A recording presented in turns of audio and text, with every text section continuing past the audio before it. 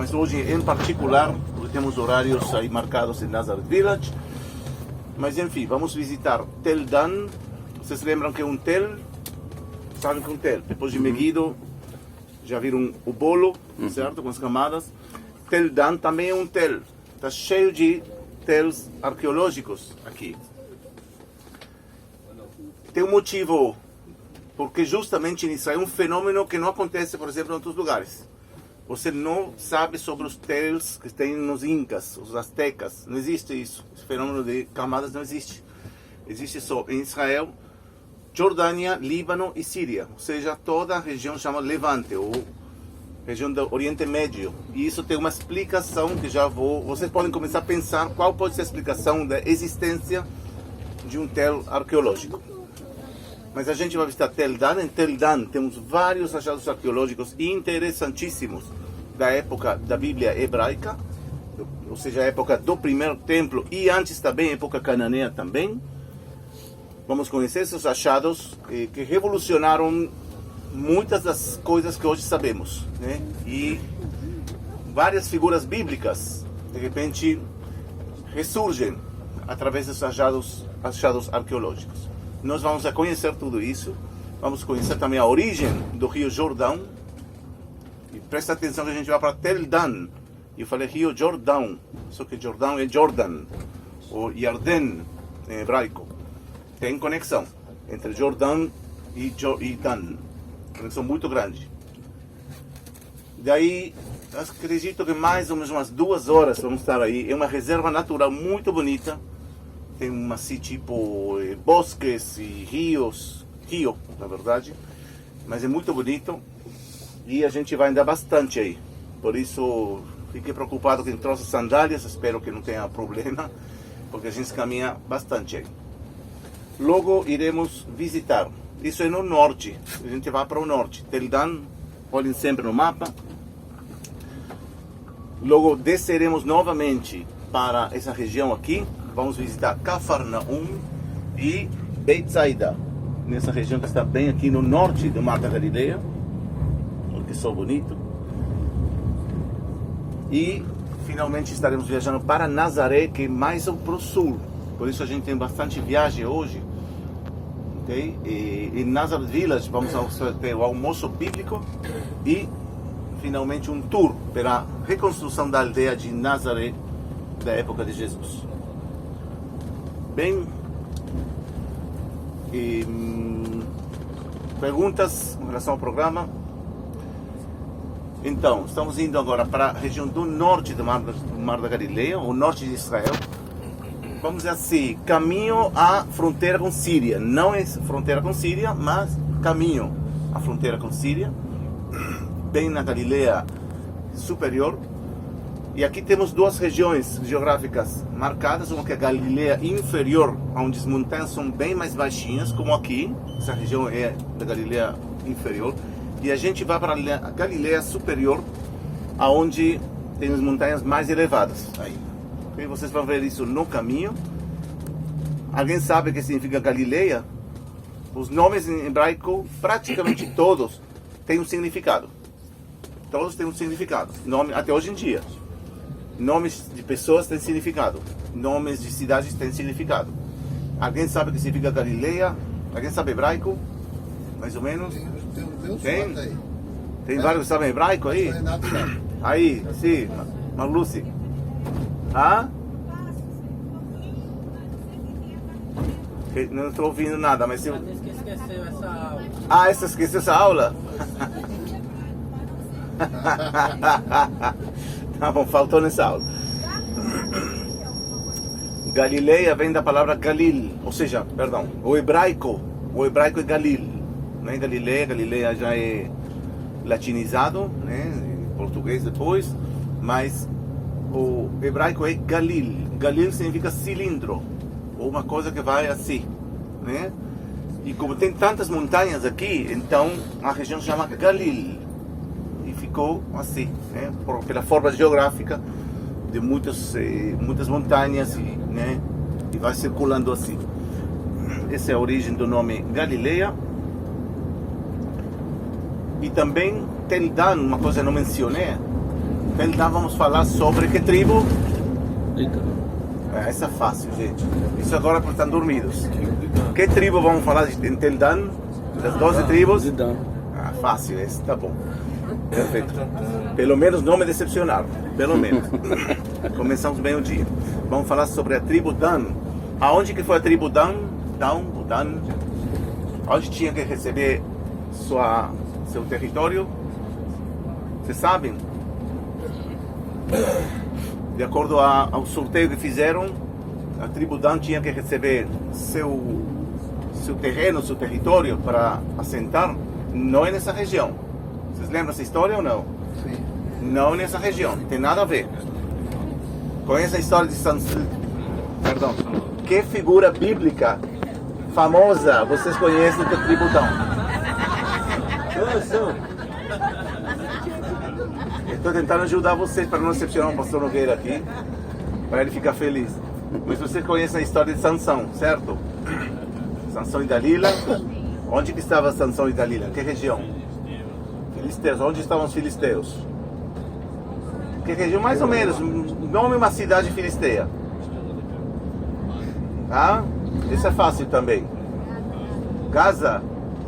Certo? Gaza é uma cidade filisteia. Ashdod era outra. Ashkelon outra. Eram 5 cidades filisteias. Gat e Ekron, as outras duas. Está na região do suroeste do país. O que tem a ver? Por isso eu sempre falo, abram os mapas. Os mapas é central. O que tem a ver a região dos filisteus com a região de Tel Dan que a gente vai agora? A resposta em Tel Dan. Por enquanto vocês podem, quem quiser pesquisar no Google, está mais que convidado. Nós vamos falar também sobre isso, sobre a tribo de Dan, como chegaram de um lugar a outro e por quê. Que tem a ver uma coisa com outra. Vamos falar também de Dan, Tel Dan, nas fontes extra-bíblicas, ou seja, não Tel Dan, mas sim Dan, a região de Dan, que tinha outro nome na Bíblia também, Laís, se chamava Laís. Vamos falar sobre tudo isso. O reino de Israel, no ano 722, parou de existir. Não existe mais o reino de Israel. 722, Tiglat-Pileser acaba com tudo. 10 tribos são exiliadas para lugares que ninguém sabe até hoje em dia. Tem teorias misteriosas, fantásticas, sensacionalistas sobre onde estão as tribos de Israel, mas não tem rastros na história o que aconteceu com eles. A única coisa que a Bíblia nos conta é que os israelitas que ficaram aqui, porque não todos foram exiliados. A política do exílio dos assírios era conhecida não só com o reino de Israel, mas no geral, de trocas de população. Para quê? Para evitar rebeliões. Mas não faziam troca de toda a população, faziam troca da elite política, econômica, social. Ariel, Sim, nessa época que surgem os samaritanos. isso eu ia falar agora exatamente. Essa é a próxima frase. Nessa época vão surgir os samaritanos. Viu que eu falei a mesma frase, né? Porque, não, agora falando sério, samaritanos, a origem dos samaritanos, e aí estamos falando com o pastor Nogueira, que vai fazer um próximo curso de Israel Bíblica Desconhecida e conhecer o Monte Gerizim, onde estão a base central dos samaritanos. Hoje em dia tem samaritanos aproximadamente 1000, não passa desse número, muitos escassos samaritanos, mas existem. Se você pergunta para um samaritano qual a origem dos samaritanos, eles vão dizer que eles são os descendentes daqueles mesmos israelitas que ficaram aqui, que não foram exiliados pelos assírios. E eles cuidaram a Torá. Graças a que eles cuidaram a Torá, né, existe o povo judeu, existe o povo samaritano, porque eles cuidaram. De fato, a palavra Shomronim significa samaritanos. Eles dizem. Shomronim vem de Shomer. Shomer significa guarda. Ou seja, eles guardaram a Torá. Até hoje em dia tem a Torá samaritana, um pouco diferente da Torá judia ou Torá hebraica. Se você pergunta para um historiador, ele vai dizer, se você pergunta para a Bíblia vai dizer no livro de Esdras que os samaritanos são uma mistura de culturas estrangeiras que vieram para a região de Samaria, outros exiliados, assim como os assírios exiliaram o reino de Israel para outro lugar, vai lá saber onde, no Império Assírio. Assim eles traziam pessoas de fora, eles trouxeram, inclusive vocês podem ler isso no livro de Esdras. Olha pessoal, o Hermon, veja o Monte Hermon que está nevado, está bem na frente, você vê? O Monte Hermon. Monte Hermon, bem branquinho ainda.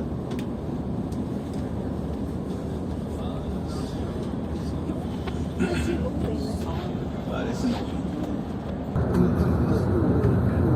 O rei Ezequias é o rei,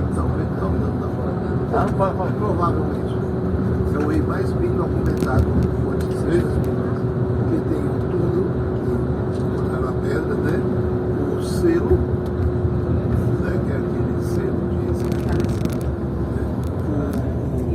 Do rio Hermon sai do Monte Hermon sai o rio Dan, que junto com dois rios mais, chamados Banias e Hatzbani, os três rios formam o rio Jordão. Veja o rio Jordão aqui, está vendo? O rio Jordão nasce da união de três rios. Não dá para ver no mapa os três rios, né?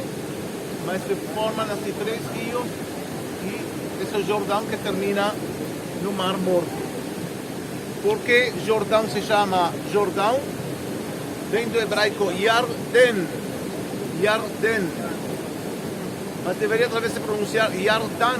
Por quê? Porque o rio Dan, que é esse aqui, é 50% do rio Jordão. Ou seja, a maior parte da água do rio Jordão, mais de 50%, a maior parte da água do rio Jordão vem do rio Dan. Portanto, Jordan ou Yardan significa fonte de água que vem do rio Dan. Esse é o significado da palavra Jordão. E se não acreditam em mim, esse rio chama Yarmuk. Yarmuk.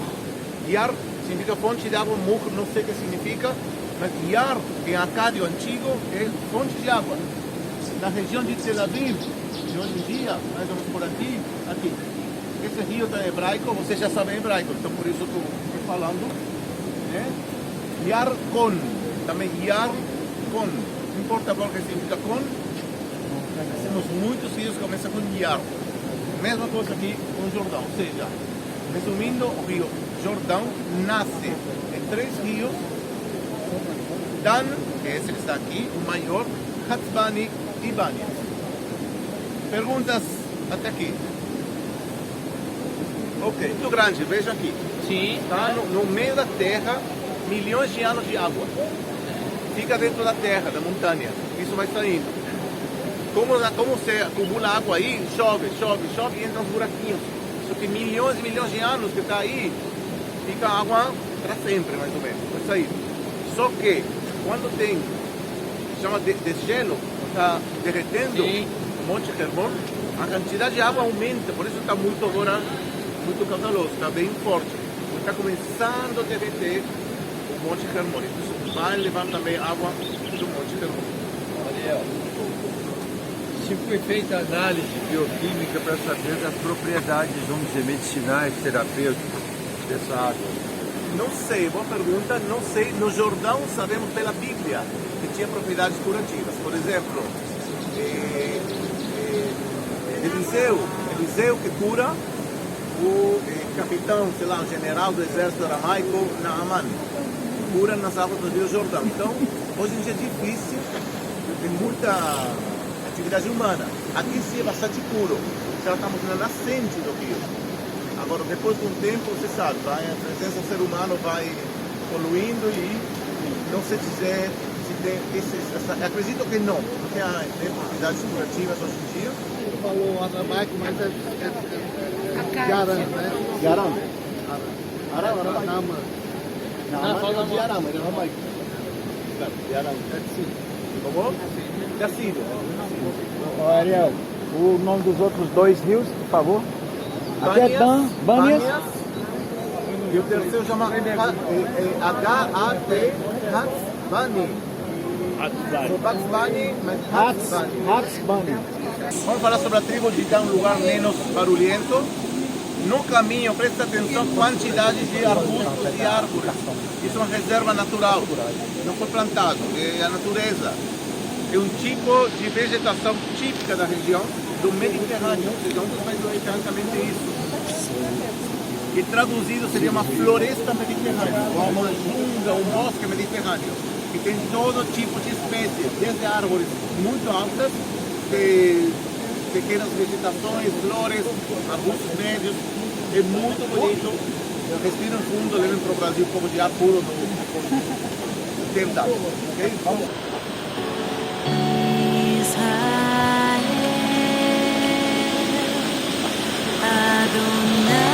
Adonai Shema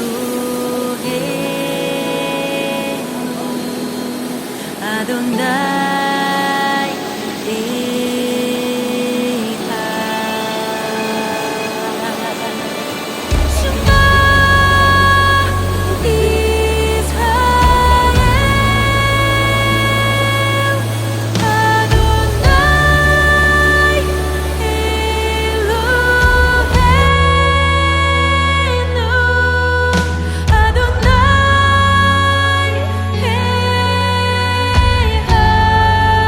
Adonai Eloheinu Adonai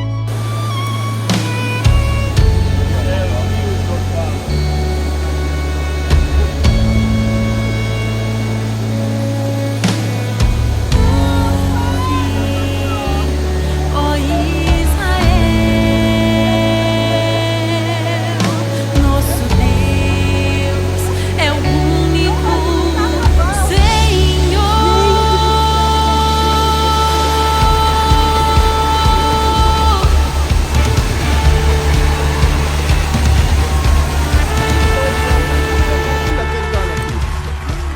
Mas até ele Dan, onde ele deveria estar?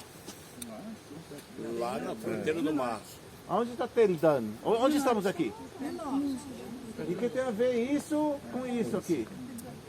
Estamos bem acima aqui. O que tem a ver? Por que Dan aparece aqui e não aqui? Ah? Essa pergunta é $1 milhão. Quem saber responder, recebe hoje jantar. O pastor Nogueira sabe. Espera aí, recebe jantar. Mas Não, pastor Nogueira não vale. o problema é que o pastor Nogueira e eu vamos estar jantando juntos aí, sozinhos. Né? Pelo visto. Por que Dan está aqui no mapa e não aqui? O mapa está errado? Não. O mapa está certo. O mapa é esse. Assim foram distribuídas as tribos. Certo? Agora, com quem lemos na Bíblia? Na Bíblia falamos de um personagem, por exemplo, muito conhecido da tribo de Dan, que falamos antes, que é Sansão, que ele brigava com quem? Filisteus. Eles estão aqui. Veja aí. Ele fazia amizade, né? Pra poder E se tem várias fortalecer. passagens bíblicas que falam sobre a hostilidade de filisteus. E que também de Efraim tinha aqui um pouco de briga com a tribo de Dan. E a Bíblia nos conta que a tribo de Dan não conseguia se assentar. Recebeu um território e não consegue viver lá, não conseguem. Até que um dia, a liderança da tribo de Dan, de acordo ao relato bíblico, diz: pessoal, isso não dá para mais. Tá muito chato aqui, muito chato. Entre filisteus e outros povos estão por aí, e a tribo de Efraim, está muito complicado. Vamos ter que procurar outro lugar. E tem história que mandam 5 espiões. Lembra um pouco a conquista da terra de Canaã por Josué. Ele manda 5 espiões e vão até o norte, onde estamos aqui. Voltaram todo esse caminho, falaram: pessoal, achamos uma terra maravilhosa. Tem de tudo. Pessoal, olha, eles estão falando há, será, 3.300 anos, 3.000, não, menos. Vamos dizer 3.000 e pouco anos. E olha aqui, lugar realmente cheio de água, maravilhoso, só que tem um problema. Aí tem povo vivendo. Então eles vão, conquistam dos cananeus uma cidade chamada, não se chamava Dan, certo? Não se chamava Dan. Quando se chamava Laís. Laís ou Laís. Na Bíblia também está mencionada, e em textos extra-bíblicos também se menciona a cidade de Laís como um centro importante. E eles vão conquistar Laís e aí vão se assentar nessa região que estamos aqui. Portanto, deviam ter estado aqui, mas no final vieram até aqui. Isso, por aqui. Por assim. Ok? Essa é a história da tribo Dan aqui nessa região. E vamos falar também sobre outro personagem que veio aqui nessa região, que tem um problema sério na Bíblia aí. Vamos ver como você explica isso. Sim. Quando eles voltam para dar o relatório, eles dizem que esse povo aí era um povo que estava tranquilo, um povo Sim. que parece que não tinha inimigos perto. Sabe o que é o sentido? Esse povo que estava aqui não tinha nada, nenhum inimigo por perto, eles não tinham muitas fortificações. Porque é um lugar, até hoje em dia, você não vê muita cidade aqui. É um lugar de muito mato, de muita vegetação. Então, se era um lugar central no comércio, por exemplo, que vai para Síria, né, ou seja, Damasco, mas não vemos ao longo da história, salvo Banias, que está pertinho aqui, né, lugares assim, sem grandes centros, como está um pouquinho afastado. Então pode ser que esse seja o motivo, que viviam em paz, que viviam tranquilo, talvez não tinha muita população aqui, e por isso foi fácil também a conquista da cidade. Eles não tinham vigilância, eles estavam tão seguros desse local que eles não tinham vigilância, eles davam esse relatório, então a mensagem é nunca se relaxar, né? Porque sempre pode ser pior. Provavelmente as cidades dos filisteus nessa região não eram fortificadas. Dos filisteus ou dos cananeus? Dos cananeus não eram fortificadas. Sim, então facilitou a ideia de que nós vamos com mais facilidade conquistar aquela região que é muito próspera, muito... Tem um caso também, já que muito falamos do boa. assunto, dos espiões que param em Siquém. A história dos que roubam aí, roubam, acho, um altar de Miqueias, certo? História que param aí em Siquém, que está mais ou menos por aqui, né? E também sequestram, né, meio obrigado, um levita para ser sacerdote no templo que eles vão, no altar que eles vão criar aqui. Ok? Vamos lá? Perguntas? Juízes capítulo 5. Juízes capítulo 5, a história da conquista de Laís. Essa muralha é cananeia, só que também foi usada depois na época israelita. Então havia cidade fortificada.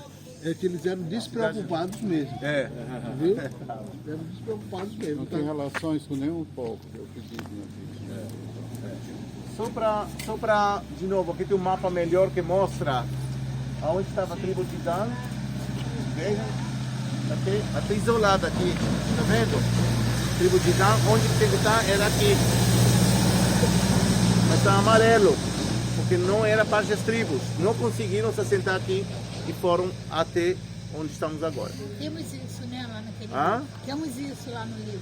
Tem esse, é o Atlas que vocês ganharam, pessoal. Ok. E tem vários aqui perguntando sobre a água de Meron e tem outros lugares, está tudo aqui. Só vejam de acordo a, por exemplo, a chegada dos israelitas. Então vocês vão ver, se vocês não sabem inglês, procuram Google, alguma coisa, vocês vão ver.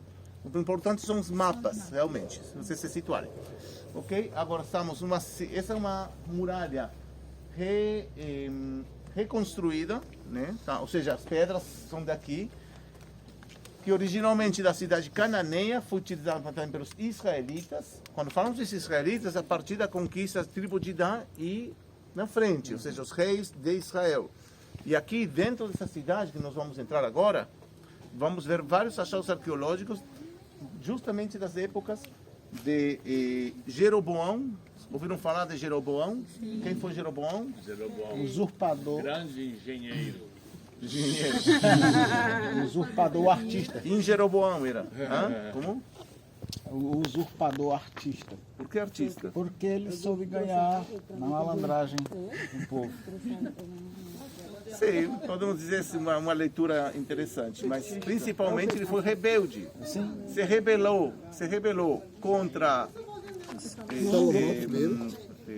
como chama o filho de Salomão?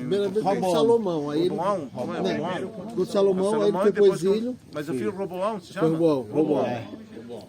Rehavam em hebraico, Roboão em português, se rebela e ele se independiza.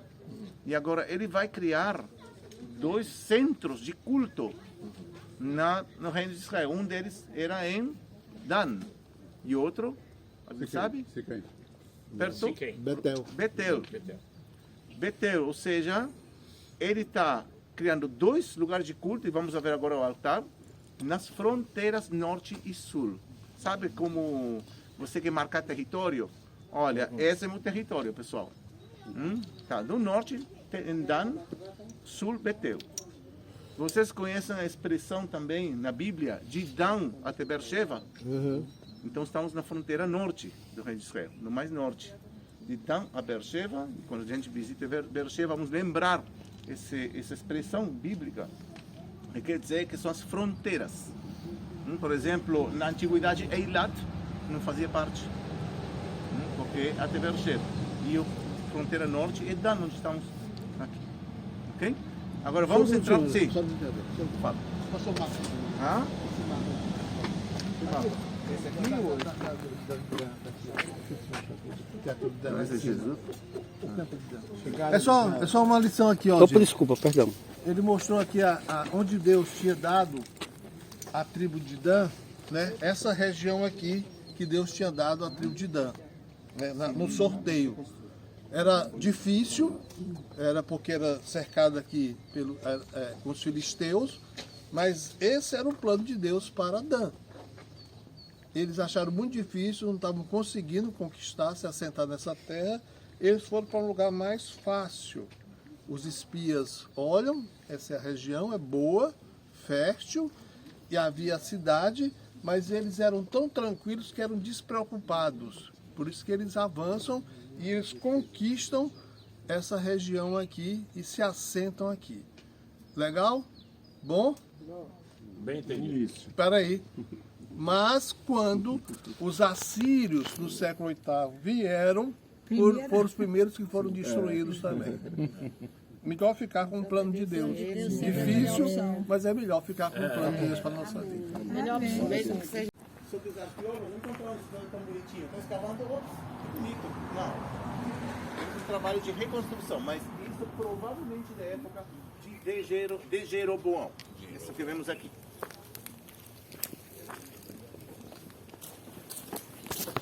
Foram diversas coisas.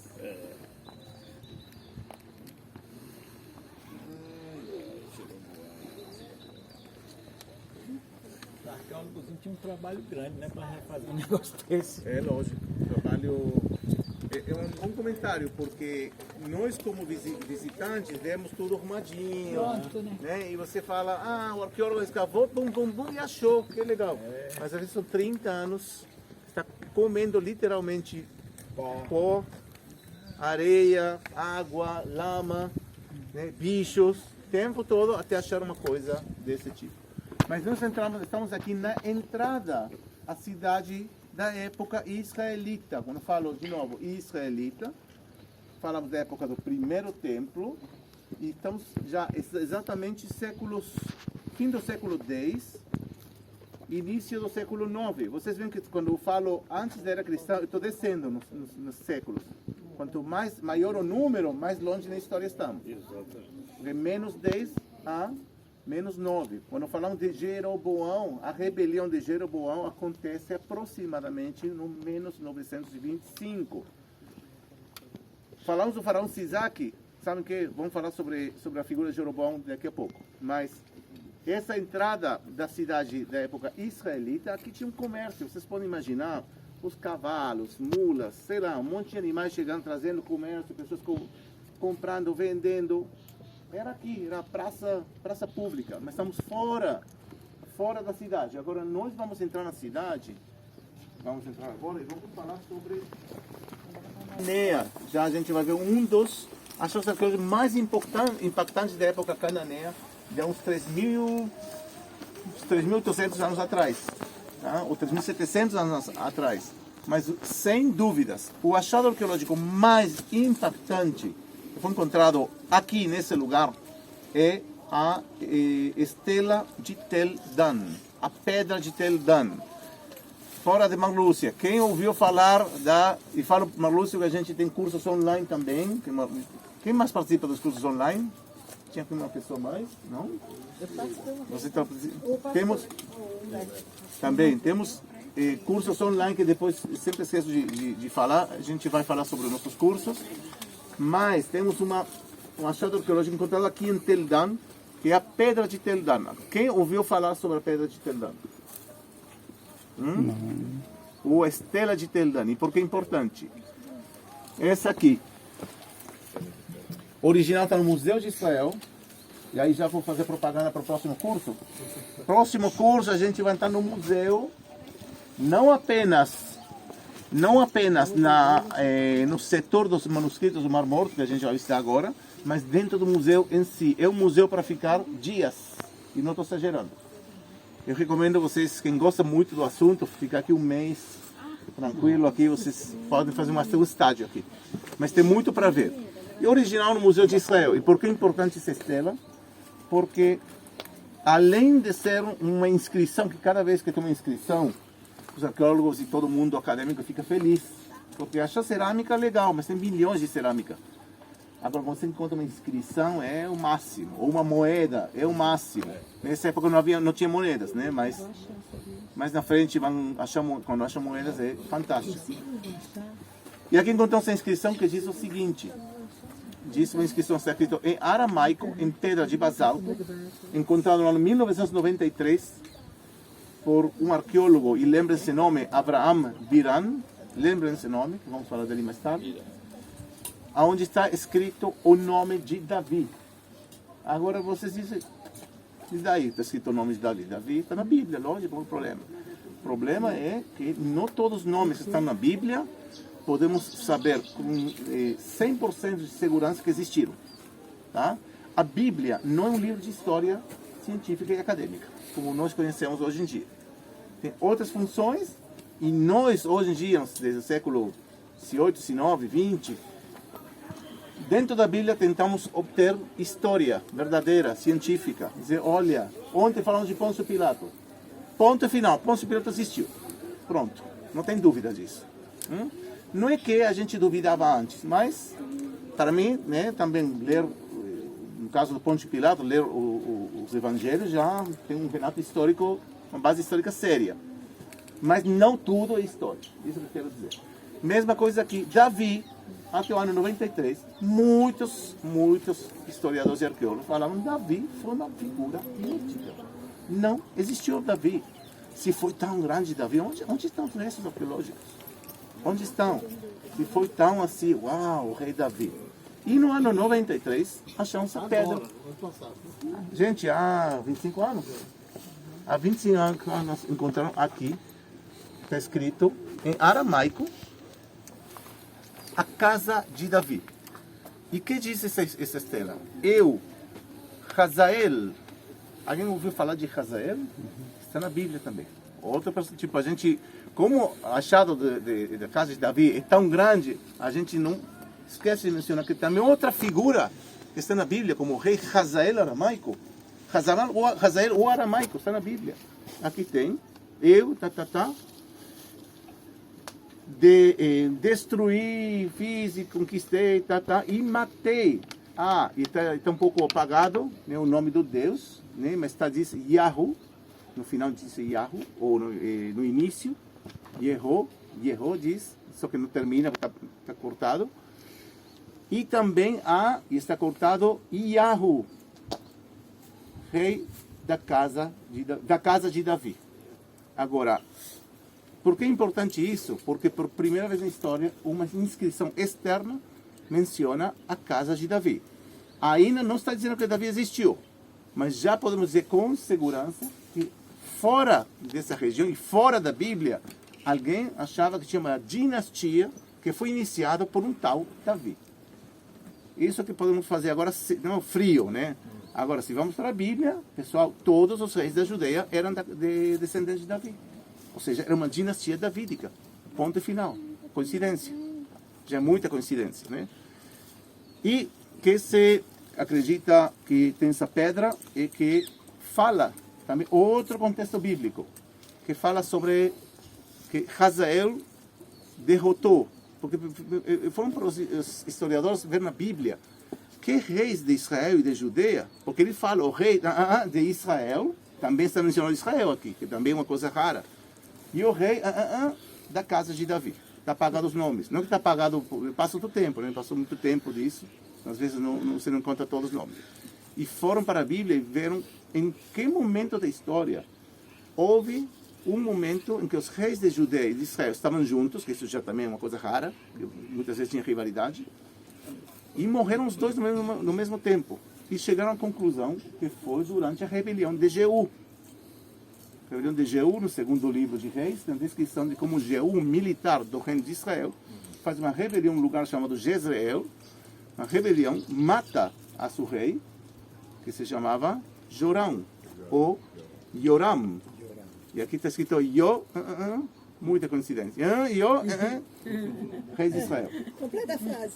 Completa a frase. E também matei ao da casa de Davi. Que rei temos na casa de Davi nessa época? Que Jehu matou? Acasias, ou Ahaziah, Yahu. Muita coincidência. Agora, então a Bíblia errou? A Bíblia diz que foi Jeú. Aqui está dizendo que foi Hazael. Quem tem razão? Vamos brigar? Não precisa brigar. Tem a solução. É muito provável, isso tem consenso entre os arqueólogos e historiadores, quem fez o trabalho sujo foi Jehu, enviado por Hazael. Quem foi matar, sujar as mãos, mas enviado porque Jehu que era nada. O reino de Israel e Judá não eram importantes. Geralmente eram vassalos. Muitas vezes vassalos. Então, enviado por alguma outra potência estrangeira, né, para terminar com esses dois reis e instalar um ou dois reis pro a potência, nesse caso aramaica, Hazael. Perguntas? Com relação à inscrição de Teldan. Há uma versão nos dois livros, tanto de Reis como de Crônicas, que dá a ideia de que era a mesma pessoa, apenas com nome diferente, né? Quem é a mesma pessoa? Hazael? Sim. Como Jeú e Hazael. Jeú é a mesma pessoa. Pode ser. Só que Jeú é um nome hebraico. Exato. Yehu significa Deus. Isso. Por outro lado, Hazael também tem a combinação El. Que dá a ideia de que é a mesma pessoa e não duas pessoas corregentes. Também pode ser.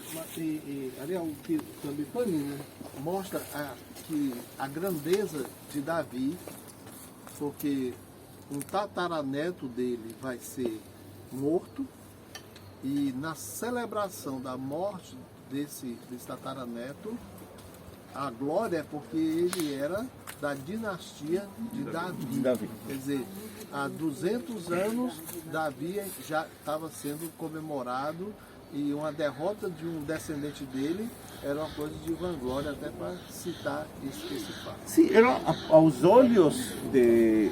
Na verdade, eu cometi um erro. Hazael não aparece o nome de Hazael aqui. Se supõe que foi Hazael que escreveu, porque também é contemporâneo dos dois. Mas tem outra inscrição onde aparece... isso quer dizer, perdão. Que o rei Hazael, ele está descrevendo... Para muitos de nós a Bíblia é o livro sagrado, religioso, né? Mas agora vamos tirar um pouquinho a religião, vamos falar agora, estamos na cabeça de Hazael. Esqueça a Bíblia como texto sagrado. Hazael está descrevendo aqui, eu matei a fulano, rei de Israel, e a Mengano, rei da casa de Davi. Agora que voltamos à Bíblia, podemos fazer essa análise, e cada um pode fazer uma leitura também teológica, sem problemas. Agora, tem outra inscrição onde aparece o nome Casa de Davi. Que isso foi encontrado muitos anos atrás, no século XIX, só que agora fizeram com tecnologia e chegaram à conclusão que também aí está escrito o texto Beit David, Casa de Davi. Estou falando da inscrição de Messá, ou a inscrição moabita, ou a pedra moabita. Eu vou mandar para vocês, eu tenho que mandar vários materiais, tem artigos escritos pelo Dr. Daniel Weinstein, que fala sobre esse assunto também. Vou mandar também material sobre a pedra de Tel Dan, para vocês terem também estudar em casa. Sim. A extensão de uma cidade dessa, qual era? Porque a gente está vendo aqui só... Agora a gente vai entrar agora. Eu não sei metros quadrados quanto, não sei, eu posso checar. Aqui é mas era grande. Entrada, né? Aqui entra a cidade da época israelita. Sim. Tem outra entrada da época cananeia que a gente vai ver mais tarde. Se defendiam assim, tinha muros? Muros, você viu que muro. Só que o muro era maior, era mais alto. Era mais alto, sim. E provavelmente tinha também uma rampa, assim, para ver... Para se defender. Porque tem uma rampa por dois motivos. Primeiro, para que quem vai subir, vai escalar, seja difícil. Segundo, se você está acima e tem uma rampa, você consegue ver o rapaz e o soldado. Se é reto, você tem que fazer assim, né? Meio complicado. Então você fica mais desprotegido.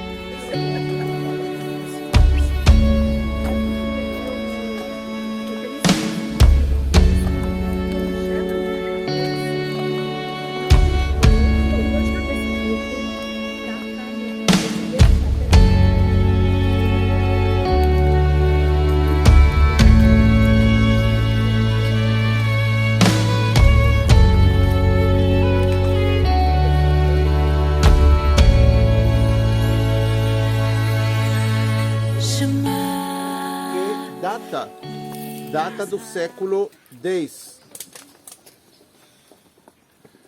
Data do século X, ou seja, coincide com a época de Jeroboão, filho de Nabate, o rebelde. Então se acredita que esse altar é dessa época, que coincide também com o texto bíblico no livro de Reis, primeiro livro de Reis 12, se não me engano, que conta que Jeroboão ben Nabat, o filho de Nabate, se rebelou e construiu dois altares, um em Betel e outro em Dan. Ok, você sabe a referência, é 1 Reis 12, 29. Capítulo 12, 29. Ok, e ele vai, tem a história dos dois bezerros de ouro, tá? Ou seja, uma rebelião até o final, né? Rebelião política, religiosa, cultural, tudo, até o final, né? Se desvinculou do reino unificado. E aqui, como os arqueólogos sabem que é um altar, porque é muito fácil colocar essa estrutura de ferro e dizer, olha, é um altar, gente. A questão é que aqui foram achados ossos de animais. Deixa eu ler. Quer ler? Por favor. Cacheira não. Ó, Cacheiro, sim. Olha o nosso texto aqui, ó. 1 Reis, capítulo 12, 25 a 29, que conta essa história que ele está falando aqui. Jeroboão, filho de Nabate, Jeroboão I, o rebelde, edificou Siquém, na região montanhosa de Efraim, e passou a residir ali. E dali edificou Penuel. Da primeira capital do reino do norte foi Siquém. Isso. Depois vai ser Samaria. Ainda tem mais duas, não foi? Tem. Disse Jeroboão consigo: agora tornará o reino para a casa de Davi. Se este povo subir para fazer sacrifícios na casa do Senhor, no templo de Jerusalém, né? Isso. O coração deles se tornarão ao seu senhor, a Roboão, rei de Judá, e me matarão e tornarão a ele ao rei de Judá. Pelo que o rei, tendo tomado conselhos das portas do inferno... Pode ser. A nota do tradutor. Esse é um texto apócrifo. Fez 2 bezerros de ouro e disse ao povo: basta de subirdes a Jerusalém. Vês aqui teus deuses, ó Israel, que te fizeram subir da terra do Egito. E pôs um em Betel e outro em Dan. Uma pisa grande. Porque ele está fazendo uma concorrência com o templo de Jerusalém. Nós sempre falamos, o povo inteiro ia a Jerusalém, ao templo. Não. Nessa época do ano, da história, vemos aqui Jeroboão dizendo, não mais Jerusalém. Chega, agora temos Betel, temos Dan.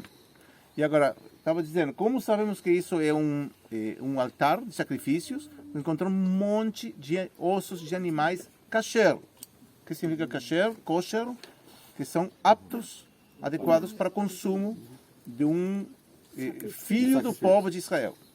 Por exemplo, porco você não vai ver aqui. Tá bom? Um camelo também não vai ver. Coelho. Todo animal está proibido pela lei judia, ou a lei hebraica naquele então. Não se encontraram aqui muita coincidência. Segundo, se encontraram ferramentas para fazer culto. Ferramentas que estão descritas também no templo de Jerusalém. Ou seja, que utilizam as mesmas ferramentas, como por exemplo uma pá, né, para juntar cinzas, e todo tipo de coisas que eram utilizadas no culto, que coincide com a descrição da Bíblia de como fazer o culto certo. Ou seja, que vemos aqui uma adaptação, ou seja, continuar adorando desde Israel, só que de outras formas talvez, mas com ferramentas parecidas, com metodologias parecidas. Também vemos todo tipo de salas que eram utilizadas para sacerdotes, né, para todo tipo de coisas ou elementos que têm a ver com culto ao Deus de Israel. Não significa que talvez não adoravam outros, né, esse bezerro de ouro, por exemplo. Ok? E outra coisa também, a estrutura é uma estrutura também de um templo, né, de adoração que tem 3 partes, né, onde está, né, no final de contas, vemos aqui o altar também. Temos o altar, uma espécie de santo dos santos mais na frente, ou seja, estamos falando de uma estrutura bem parecida de adoração ao Deus de Israel. Também na época de Acabe, esse lugar continua sendo utilizado. Okay? O fato de ter um templo de Jerusalém ou um culto central ao Deus de Israel não significa que não tinha outros altares. Inclusive no reino da Judeia, que a gente vai ver isso já quando visitemos Beersheba e Arad. Ok? Perguntas? Vamos, pessoal!